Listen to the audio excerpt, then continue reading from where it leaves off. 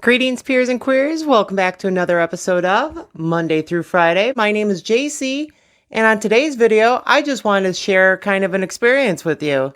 A few weeks ago, I had to go out and I had to go bra shopping. Because two reasons. One, a lot of my tops now are a little bit sheer. You can tell if a top is going to be sheer or not on your hand behind it, and if you can see your fingernail, see the paint on your fingernail, then you might need something underneath to guard the girls. A lot of my new outfits have that, so probably would be prudent to cover up my nipples. Also, at work, I am tired of bumping into things with my chest and it hurting really bad. I don't know if any of you women out there have bumped into something with your breasts, but it hurts a lot. And it's not a good feeling. Having a bra kind of helps out a little bit. I don't know where you stand on bras are for me, bras are not for me. I don't believe women should wear bras, or they're just comfortable, or I like having that there. To each their own. 100% is your choice. But here's the story I wanted to relate to you. I had to go bra shopping, and I'm in my early 30s. Believe it or not, I am in my early 30s, and I've never had to go bra shopping, and I went by myself. No one would take me. I don't know if it's the same for the cis women out there. Maybe you had a parent or a guardian or a friend help take you out to go get your bras for the first time, show you what size you need, what style you need. But I had to do all that by myself. I kind of knew from experiences with girlfriends in the past that I was an A cup, which I am. I'm only double A, but I'm thinking triple X.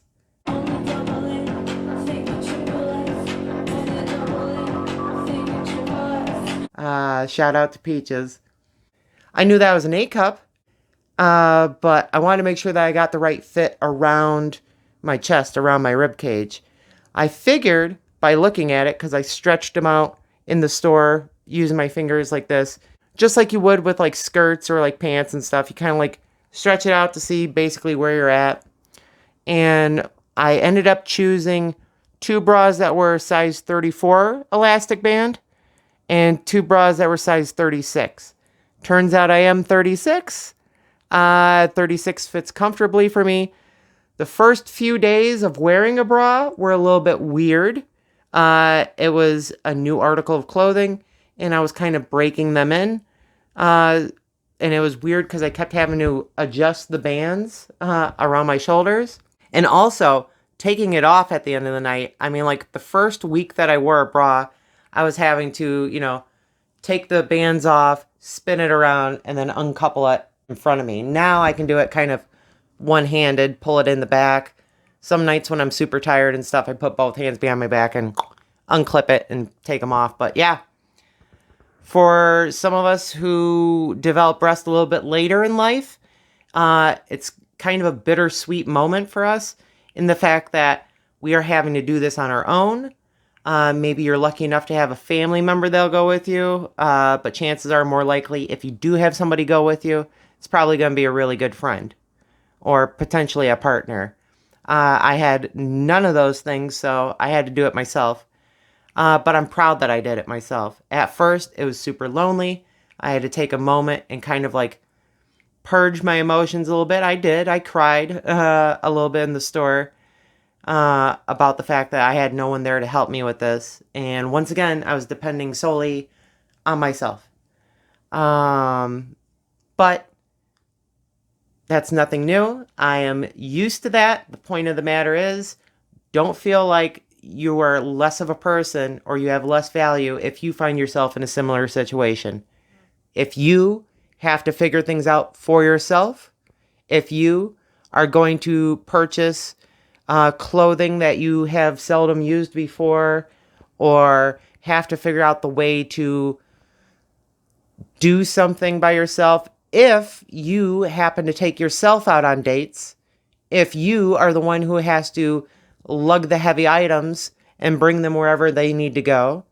If it's up to you to do anything with your vehicle, if it's up to you, in order to achieve the things that are necessary, and you wish, hey, this would be a whole lot easier, and I would feel super appreciated if somebody else would help me with this. Not necessarily do it for me, but just be there for moral support so I didn't feel like I had to do all the hard things all the time. It is tough being an adult. This goes for cis women too. Being a single mother is a hard thing. I see it with a lot of my friends. You're there, you're taking care of not only yourself, but you're taking care of this small person who you brought into the world, and you don't have a hand in doing it. That it can be an insurmountable task. Somehow you do it daily. Amazingly, you are able to care for, do the basic necessities for, but also enrich the life of this small human being. And you know that you are the one there doing this for them so that they can have a better future than you had. And it's like, God, why won't somebody help me? Even if it's a friend, just come over and hang out with me and my kid. But you do it daily. You do it day after day after day. And every single day, you're like, I hope that this happens, that I'm not alone in doing this.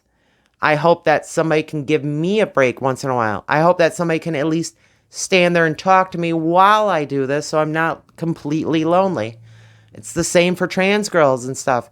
We have to go out. We have to find our own makeup. We have to go out. We have to find our own clothing and bras.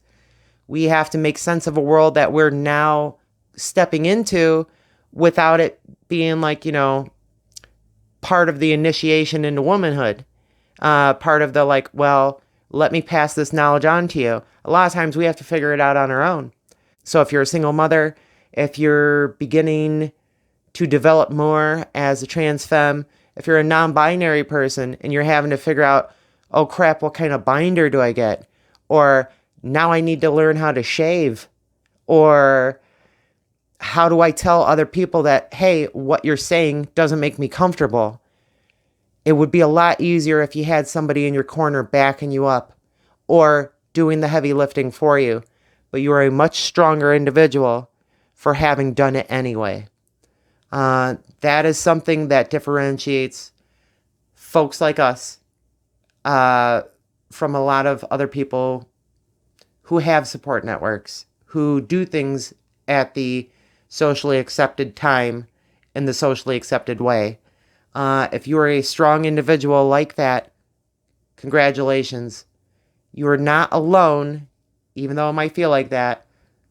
We are all out there. We are all trying our hardest, and it is a victory every time you succeed. You deserve to eat. You deserve to rest. You deserve to cry in a healthy way. You deserve to sometimes feel frustrated or lonely. As much as we don't like to admit it, this is all parts of being human. And it is not just this time and age where this has happened. This has been humanity forever. So I made a few videos earlier, and I just want to share them with you now. A few short videos. Kind of end this one on a lighter note. They don't fit in with anything I've been talking about, but enjoy. I figure I'd put them there. Until we see each other again, I love you all. I look forward to seeing you again next week. And thank you for joining me. Bye.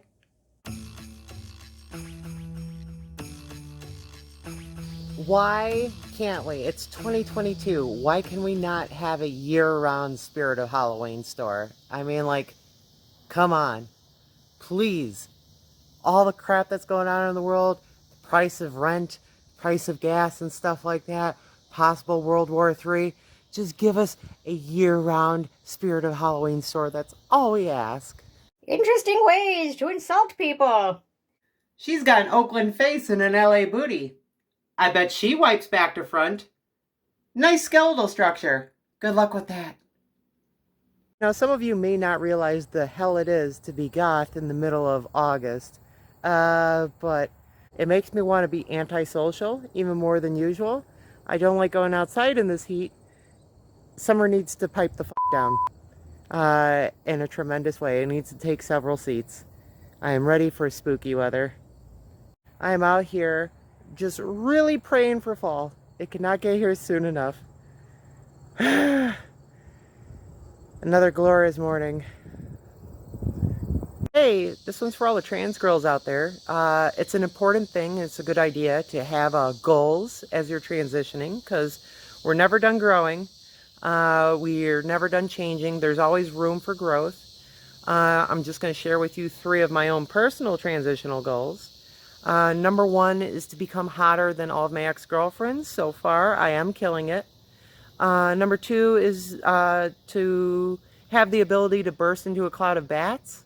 If I get into a boring conversation or the situation just gets awkward, poof, I turn into a million bats and I go roost in an attic somewhere. And then lastly, number 3 is I want to find some buried treasure, and I want to haunt the location so that when adventurers come through and they are looking for the gold, I can be the level boss of their campaign. So those are some of my goals for transitioning, and yeah, I think I'm making progress towards them. Tell me below, what are some of your goals? Before we go, just another reminder that you are doing a terrific job. You are doing the best that you can, and it can be hard, but give yourself some credit, relax a little bit, and enjoy your victories. Hopefully, you can look back at the things that you've done with fondness. Okay? You did those. Nobody helped. Give yourself a pat on the back. You're strong. I look forward to seeing all of you again next week. I post new videos every Saturday at 9 a.m. Central Time, Chicago time. Yeah, look forward to seeing you, and I love you all very much. Bye.